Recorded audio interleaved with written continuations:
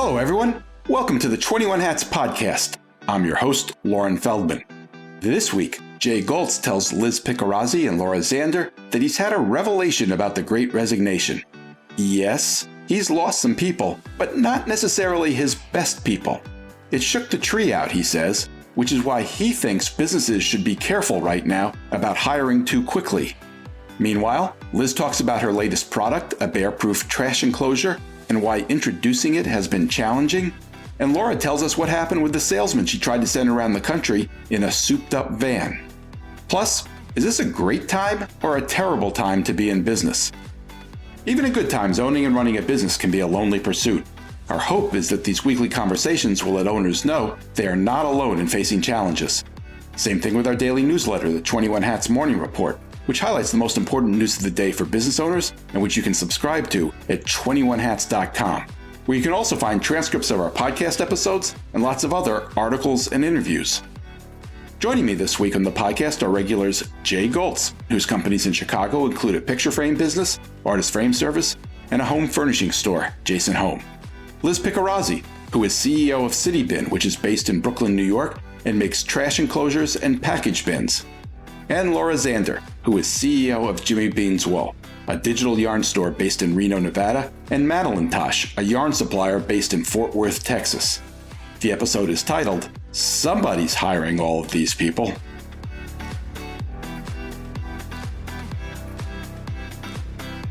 Welcome, Jay, Liz, and Laura. Thanks for being here. Liz, let's start with you. You've been doing some traveling of late. Tell us what you've been up to.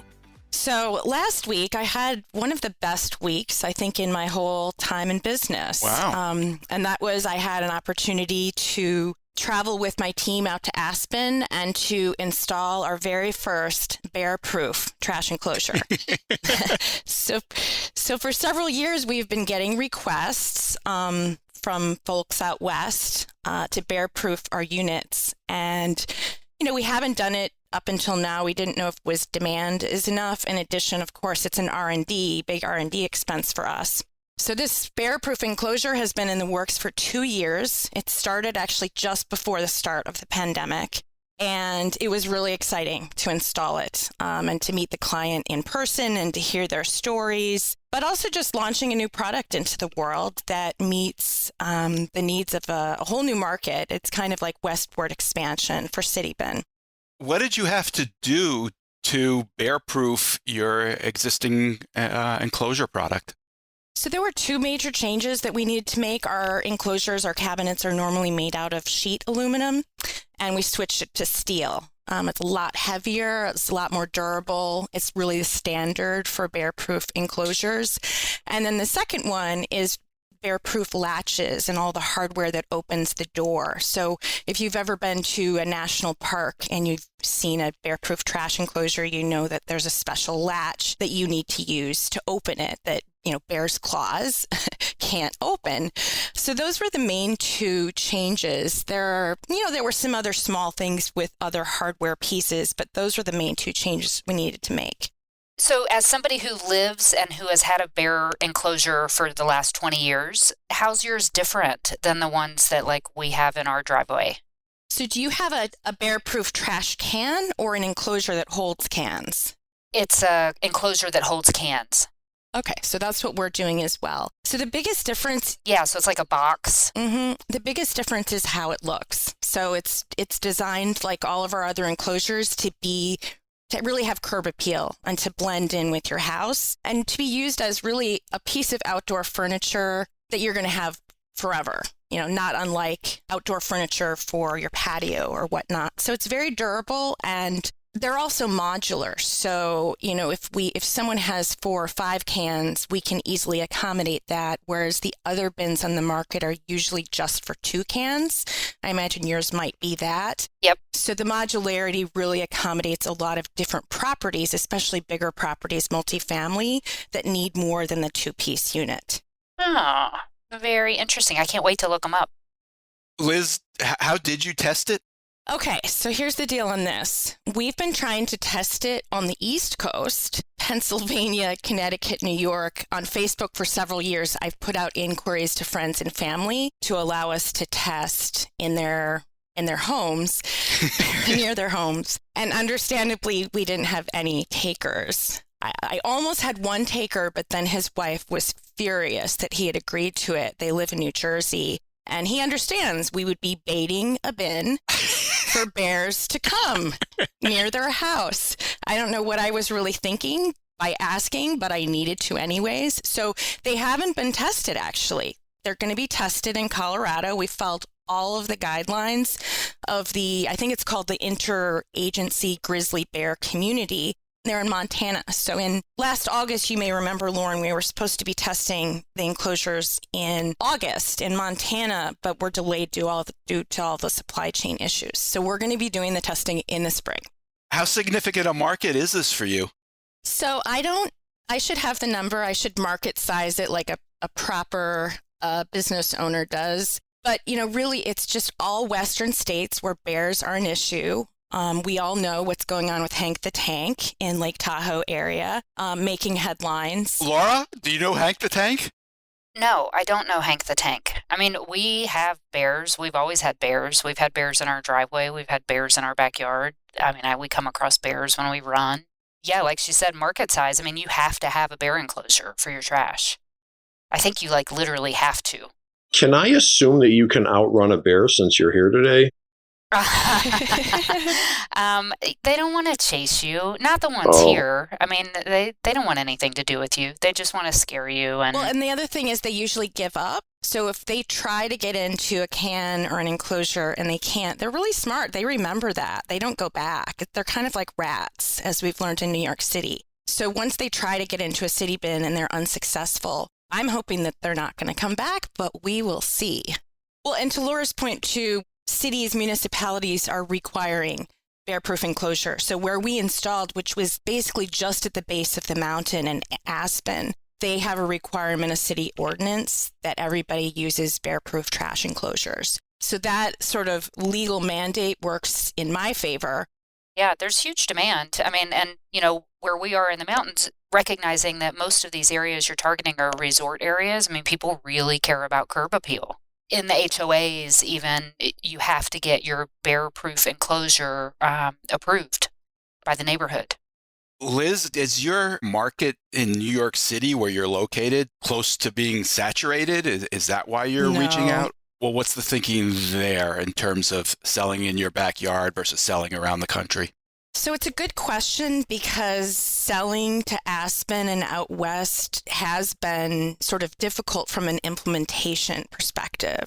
The deployment of this product is very intensive. The shipping involved, the costs involved, taking my team out there to install it, all of that is very, expensive. So it really got me thinking of the overall costs of doing this product. I am very, very excited for it. But there's a lot more involved. And in the New York City market, we just have such a strong presence. I don't know what the percentage is, but I would say among property managers, which is our biggest customer in New York City, we probably only have like 5% of the market. And we're growing and growing. So that's like my bread and butter, that segment in New York City with property managers.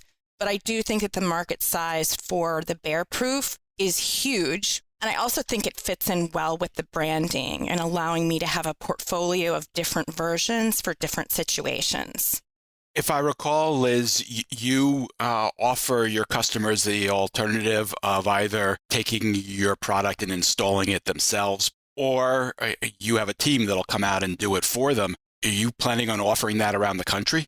So we would have to for bear-proof, at least to start, because it's so much heavier.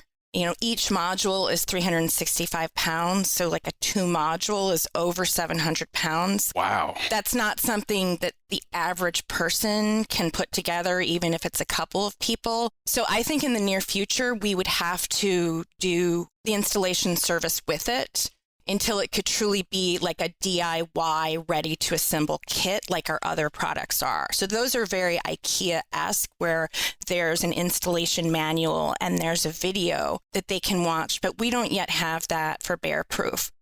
one of the things that I'm doing that I hope to do in other cities is I'm making contact with local handy people so that if anything goes wrong with, let's say, a hinge or a hydraulic arm, that I have someone locally to help out. Because, with Aspen, at least to fly to Denver and then to drive 4.5 hours into the mountains to fix something, it's a big risk. And to kind of mitigate that, I feel like I need to have some local people.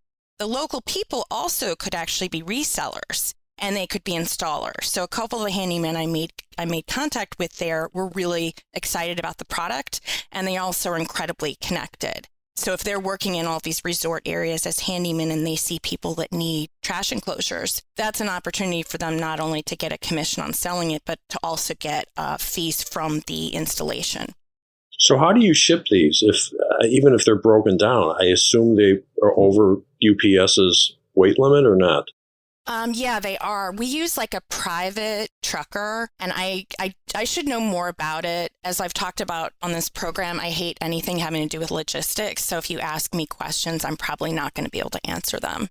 Well, you probably know something about what it costs, I'm guessing, because you probably had to factor that into what you charge for this. How much more expensive is this than your standard enclosure? So it was probably about 40% more than our standard enclosure. And then the shipping costs are a lot higher. They're double. And the installation also includes all of the travel. So on this one, we charged a lot less because the feedback that we get is so important. We needed to have some in the field. So this was more of a break even or even at a loss. I mean, after I get the credit card bill from all the fancy meals we had out there, it may not have been worth it. I mean, I'm in the furniture business, so I know where the line is between easy and extremely difficult. And the problem is once it gets past UPS, now you've got to ship it. And then the question is, do you have to put it on a pallet? And then all of a sudden, you can't deliver in a big truck to a house. You got to get white glove service. And now I'm writing huge checks every month for this white glove service. Huge, tens of thousands of dollars a month. Yeah. What do you mean by what's a white glove service, Jay? White glove service means that they take your sofa or whatever the way and they deliver it in a truck with a hydraulic lift on it, and they walk it into your house versus, UPS drops a box at your front door. Well, ours were all on pallets. They all are on pallets and they're delivered outside, which is a difference. My product doesn't go inside of a home. Right. But they still have to have a truck then that is not going to a dock. It's got to have a lift on it. A lift gate. Which means a typical semi-truck doesn't have a lift gate. It's supposed to be going up against a dock. So it definitely changes the cost of and changes who you can have deliver that. So then they got to get there with a hydraulic lift, and then they got to literally plop it down and where? The street? I mean, it's an issue. So are these running for like 10 grand? I mean, this sounds like a $5,000 or a $10,000 thing.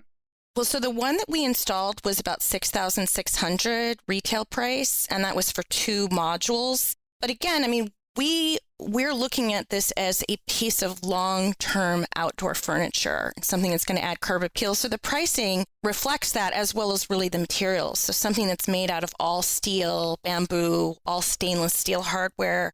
I don't know, Laura, what your bear-proof enclosure is made out of, but typically the materials on those that are more mainstream they're not very attractive, and they're also not very expensive. Yeah, I think ours was a couple $1,000. And they're very, very plain, but it's the colors. Like they have to be like chocolate brown or, these kind of desert dirt colors. The homeowners association says it can only be one of 2 colors. Sometimes it can be green, like a cedar green. But yeah, no, they're not beautiful at all. I mean, I would make my enclosure whatever color the HOA wants, and we can do that. There's an economy of scale to, if you had a community that was buying them, to ship an entire truckload of these there and then unload them into a ware. I mean, I think that's worth pursuing, because this one-off thing, I just can't imagine how that's not going to be thousands of dollars just to get it to their door. Well, and it's also the opportunity cost, because when I pull 2 people out of my team to go out to Colorado for a week, it also means they're taken away from all the installations in New York, which are already backed up quite a bit. So there's an impact all over. Liz, you mentioned R&D. Are you working with your accountants to get an R&D credit, a tax credit every year? Do you file for that? We do.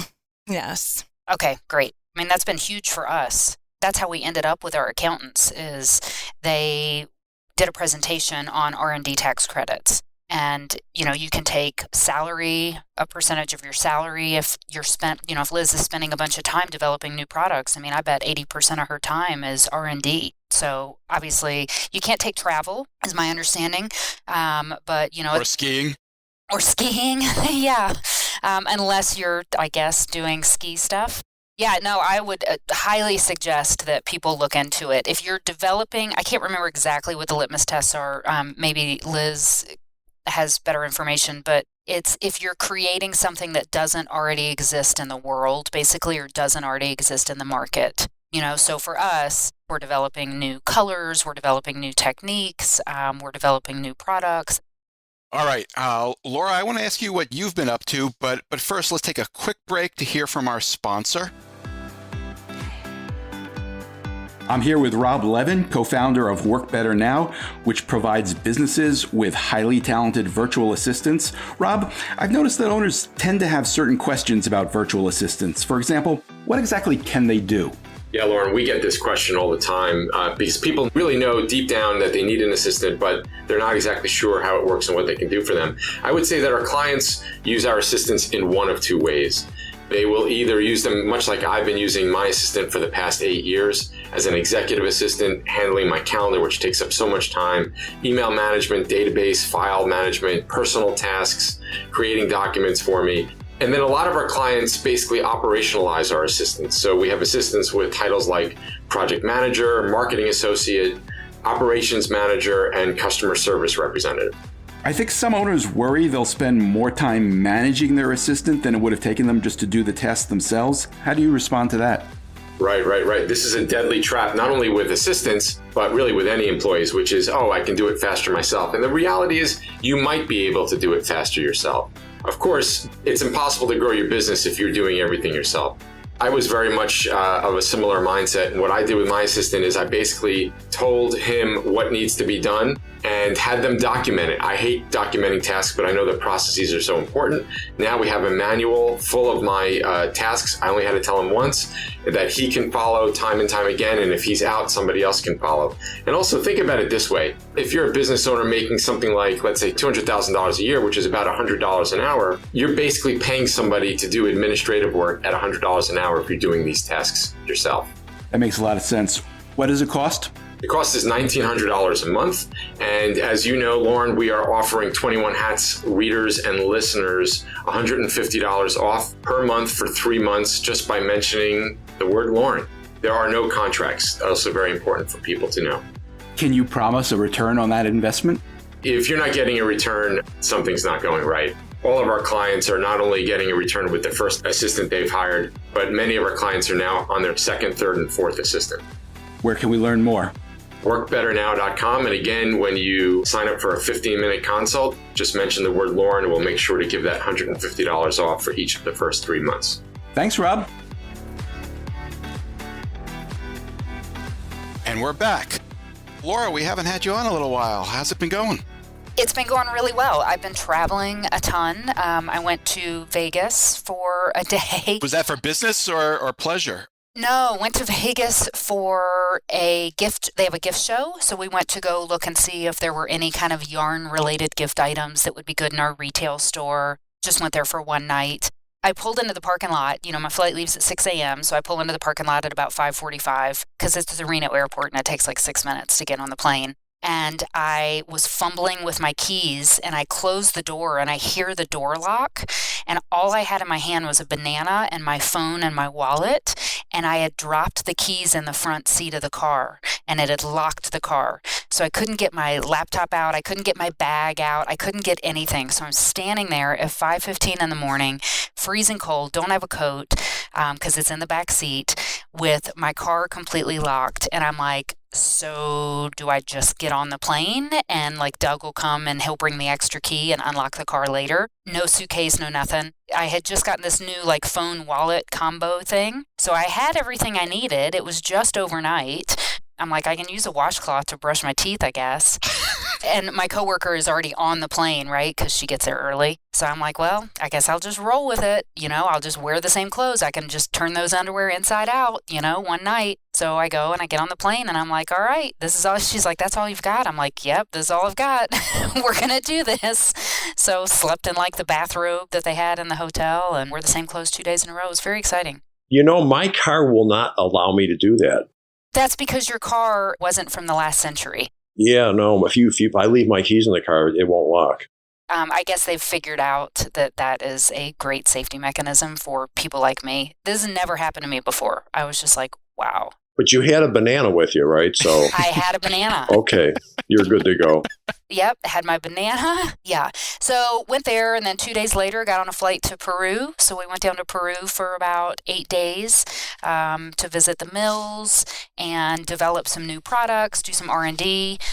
We visited some leather factories to investigate moving some of our production from China to Peru. The prices are unbelievably different, like 5 times the cost to do business with leather, with a small leather manufacturer in Peru versus in China.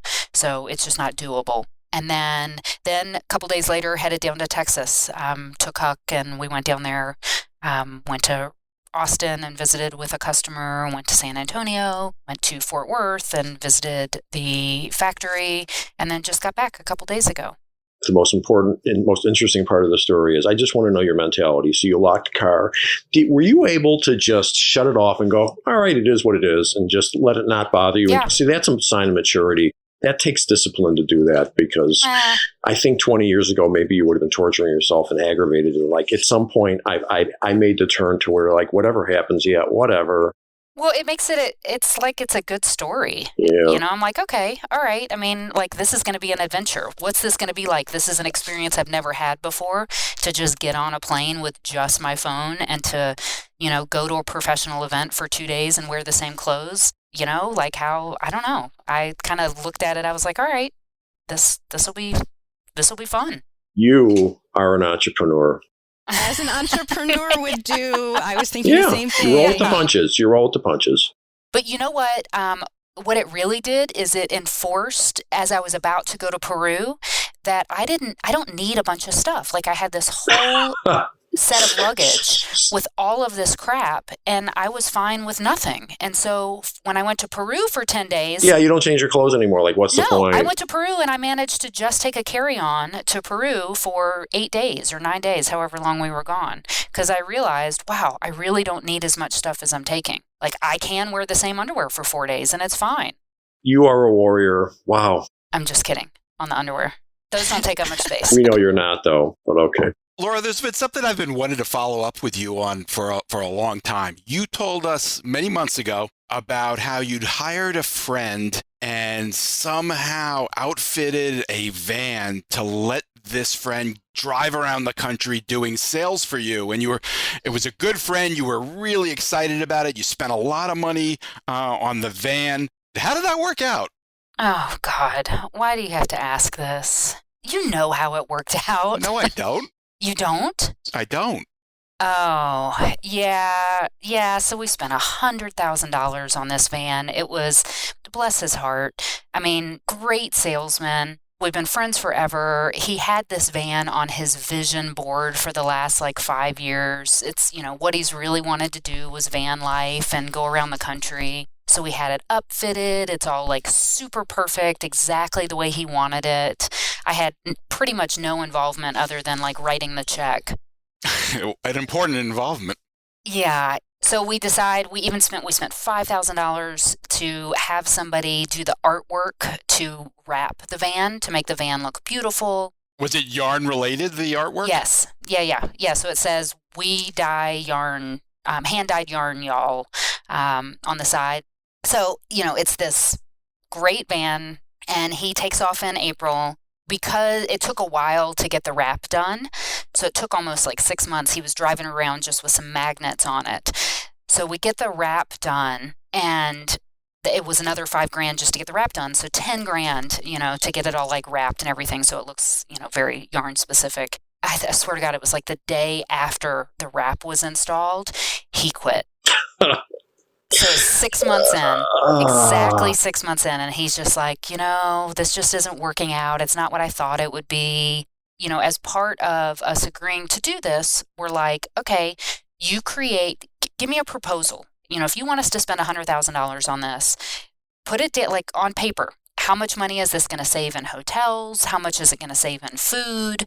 What kind of sales do we need to do to support this? We're looking at like a 2 or a 3 year plan. I put together kind of this whole P&L about how like in year 2, in the middle of year 2, it would pay off. And he put together the budget. He's like, here's how much I'm going to spend on food. Here's how much I'm going to spend on hotels.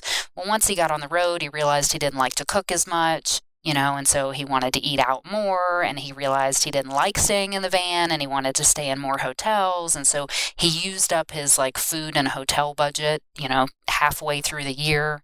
And then was just like, yeah, I'm done.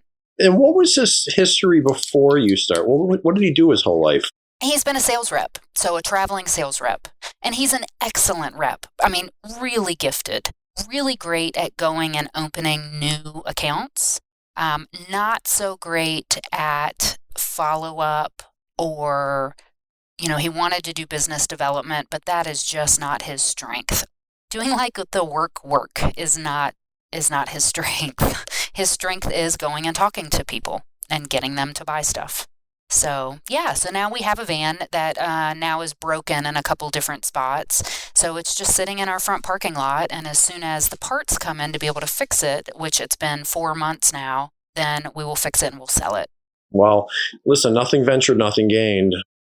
Totally. It served a purpose. It is what it is. The market is such that these vans are in high demand. So we'll probably get pretty close to our money back. And at the time, there was no travel. We weren't taking on new accounts because, our capacity was just not there. So it was just a marketing effort, for him to get out and visit these shops and spend time with people. So I don't regret it. It just was a little frustrating. It was very frustrating. So what's he doing now? He was taking classes to be a business coach or a life coach. And I think he is moving to Alaska to work with kids who have had substance abuse and teach them life skills. Bless his heart. Love him. Really do. As a person, really, really like him. Just as an employee and as a coworker, just, not so much. Laura, what's your sales plan instead of this?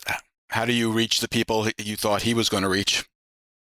We're just, going to go to trade shows, and then between me and a couple of other employees, we just go and visit some of the shops. We can fly there instead of driving there. The impact that it had was not, over the last year or so, was not actually opening new accounts. And what we've done is we have transitioned one of our employees to being an in-house salesperson. So she's going to be reaching out and really working on connecting with these different shops and these different customers. Did what he was doing show any promise while he was still doing it? It did. And I think that we absolutely could have figured out how to make it work really, really well. But it was still it was actually kind of in the R&D phase, like figuring out, is it worth it to drive around to all these different stores and to visit with them, to have a traveling sales rep that does this full time? So, it was super interesting. Jay, what's going on with you? I've had a revelation that after 2 years of the pandemic, this whole the whole resignation thing, I'm calling it a realignment because I've done the math and I realized that I've had nine people have left out of 130, which isn't a lot. And half probably quit and half we fired. And I'm just in a great position. I don't know why or how. It's definitely harder to hire now. There's no question. Trying to hire a delivery guy with drive a truck, very difficult. But I've hired people for internal things like doing the web support for the home store and salespeople for the framing business.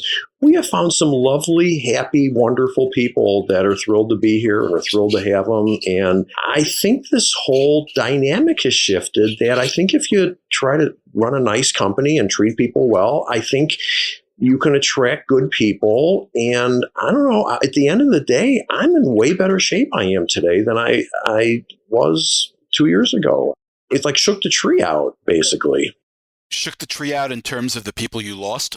It shook the tree out that people that were like on the edge. Listen, you always have, you've got the 10 players and you got the 9s, you got the 8s, and then you got some people that maybe are teetering or maybe just holding on or just barely holding on. And like some of them were stressed out they were already had anxiety. And frankly, the pandemic pushed them over the edge and they didn't want to work in retail anymore. And it was okay. And they quit and they left. Did they find other jobs or what did they quit to do?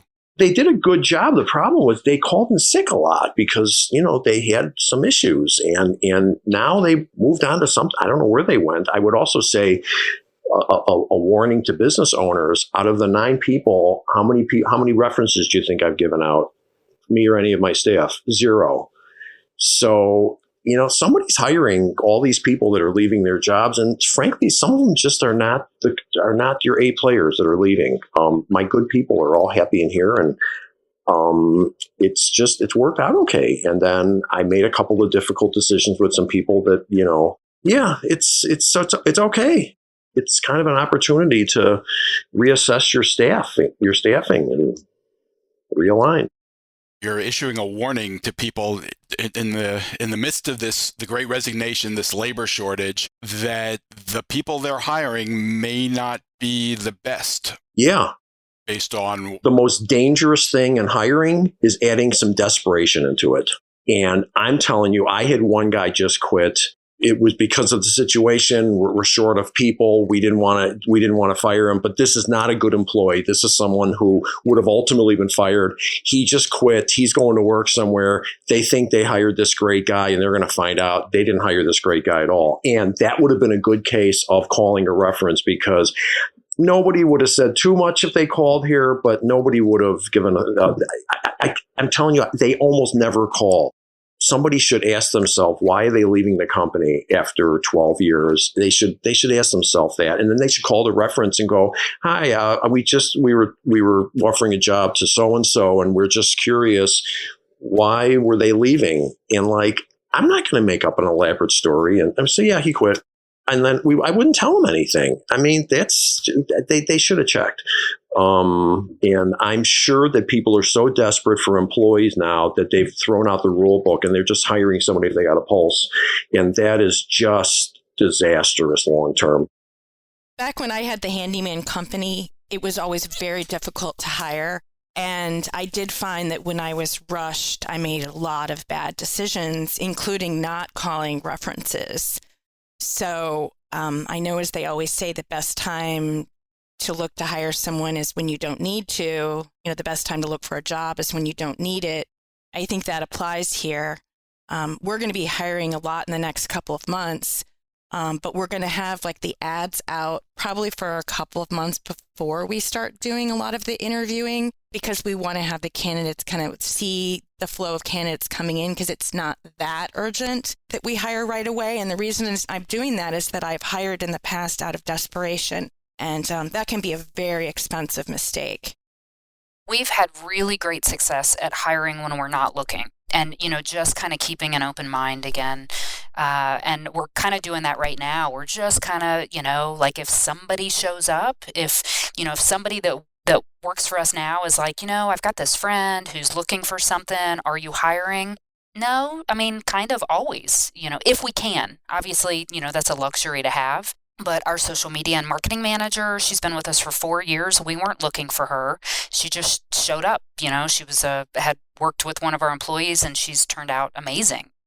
My hiring success 30, 40 years ago used to be 20%. And now as a company, I'd say 80% of the people we hire work out really well. Maybe 85% work out really well. And it's all because of a disciplined hiring approach. Stop hiring whoever shows up. Stop hiring your neighbor's brother-in-law's cousin. But Jay, there are a lot of companies, I think, that are struggling with that right now. They feel like some of those rules have to go out the window because they just need people. What do you say to that? I say there is so much exposure to owning a business that if you hire somebody, you're hiring a driver, they could kill somebody with the truck. I mean, there is so much horrible exposure to hiring somebody who's reckless or is disruptive that maybe you're better off being short of help, and maybe your service has to slow down a little bit. Maybe you have to just tell people, as in my case, we did 1 week framing for all these years. Now it's a week to 2 week. I would rather slow my service down a little bit and do a good job than just go hire a warm body and then have a problem, because I've lived through those days and I'm not going back to it. All right, we're running short of time. I want to hit one more thing, which is I read a story in the Wall Street Journal recently, and it quoted a bunch of business owners who were kind of making the case that they're having as tough a time right now as they've ever had, which I found interesting because, in one sense, in many ways, the economy is booming. This article ran before Russia invaded Ukraine and added another issue to worry about. I'm curious how all of you guys are processing this right now.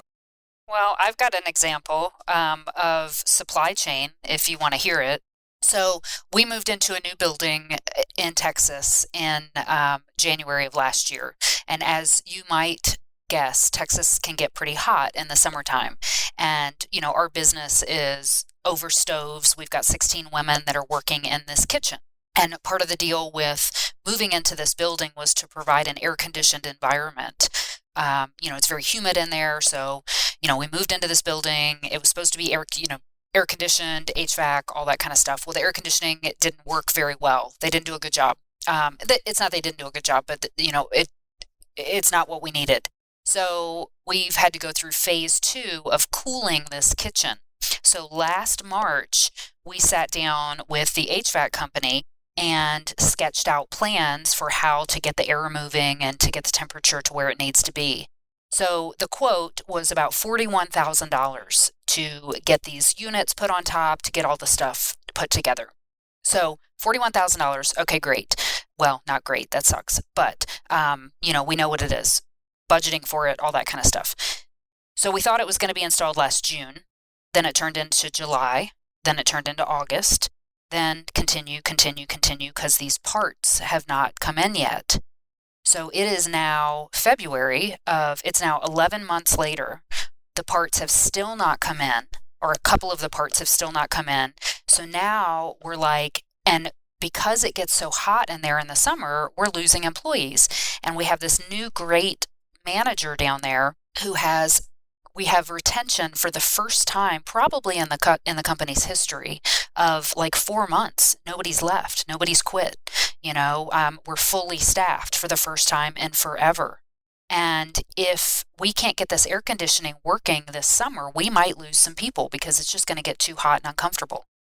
So now I was down in Texas last week working with the HVAC guys, and we're like, look, we got to do something.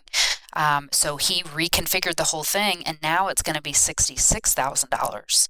Did you call another company? Possibly. Because I went through this I had a company telling me, they couldn't get parts from Carrier, and I thought that was odd. I called Carrier myself and found out the company was on credit hold with them, and that's why they couldn't get parts. That's not the case here. I mean, the guy that is doing the work is a guy that does work for one of the largest warehouse guys in Fort Worth and blah, blah, blah. So I feel really good about who we're working with and the honesty there. But yeah, and it's just, it's these couple parts. I don't know. I think I'd call another vendor just to see whether it's the same story, because who knows? Maybe he's just got more business and he knows what the deal. I don't know. No, he doesn't, because he can't get parts. So is he going to be able to get the parts for the reconfigured version? Yeah, and they're going to start next week. And they're doing it at cost. So they're not making anything because the original configuration didn't work. Liz, back to my question about how all of this, all these cross currents in the economy are sitting with all of you. How are you thinking about this? Well, so first of all, what's going on in Ukraine right now is its humanitarian crisis. It's just at the beginning of it. And, I used to work in Ukraine in the 90s. I majored in Russian in college. And so I went over to Ukraine in 1997 and I worked on democracy assistance programs that the U.S. government did. And we trained Ukrainian politicians on how to run campaigns. In terms of how it affects my business, unfortunately, it does. And the reason is that 6% of the world's aluminum comes from Russia. And I don't think mine necessarily comes from there. But in the last couple of weeks, the price of aluminum has gone up 15%. And that was before Russia invaded Ukraine. So I expect in the next week or so, us to be very impacted by that. And it's the worst time ever for us because we are placing the biggest order ever we've made with our factory. So I expect there to be a lot of volatility in pricing with that. But, just back to just what's going on there. I'm very cynical about Russia and about Putin, but I'm still very surprised that this is happening. Seeing people in bomb shelters, fleeing the city. It's really devastating. Jay, let me ask you sort of the same. I guess the question in some ways is, is this a great time to be running a business or a terrible time to be running a business? That Wall Street Journal story seemed to suggest it's a terrible time. As usual, I think that's exaggerated. I'm in a business group with 6 other business owners. I can't tell you that any one of us is going through a horrible time right now. I've got some shipments that have been tied up, and we're having troubles getting sofas out of North Carolina. They're behind, and people are waiting for them. And we have had some supply chain things, but I wouldn't call it a terrible time to be in business. So I'm just afraid that sometimes the newspapers or wherever just want to create some story like, oh, look how terrible. Well, they quoted people who are having tough times. So there's no question about it. Sure. Okay, that's my point. Yes. Could you go find some people I could go find some people that would say red lipstick ruined their life. Let me go find some people. You could do that with anything. So the fact that they found 3-4 business owners to complain, no big surprise. That's not hard to find. But is that really representing the small business community? From my experience, no. Laura, from your experience, are you seeing a lot of struggling? Sure. We're seeing shops close, but and I was thinking about it this morning. We see shops close all the time, so I don't know that it's really any different than it's been for the last 20 years. Some people are having a terrible time. Without the PPP money, I think it's a whole nother story. And I fully recognize and appreciate and accept that. But we did get the PPP money, though, is the point. And a lot of other companies did. I feel bad about restaurants. I think they've had an unusually difficult time. I don't know. It's always tough. It's always a bad time to run a business, isn't it? Yeah, absolutely. Is it ever going to be a problem finding someone? Here, let's do a story right now. Let's go on and write a story about banks aren't lending. I could tell you 365 days a year for the next 20 years, you'll find 5 business owners that are going to say the banks aren't lending any money. Won't be a problem to find those people. Does that mean that the banks aren't lending money? No, it means that there's some people that are not getting money from banks. That's the way it is. All right. Thank you all. My thanks to Jay Goltz, Liz Picarazzi, and Laura Zander. As always, really appreciate you guys sharing. Wait, don't leave yet. If you have a question or a comment that you'd like the 21 Hats owners to address, send it to me by replying to your morning report or by email at lauren@21hats.com. That's LOREN@21hats.com. Do it now before you forget. And don't be afraid to tell Jay what you really think. He can take it. And if you got something out of this conversation, help us reach more business owners. Tell a friend. Subscribe and review us wherever you get your podcasts. Follow us on Twitter. Subscribe to the Morning Report at 21hats.com. This episode was produced by Jess Thuberon, founder of Blank Word Productions. Okay, now you can leave. Thanks for listening, everyone.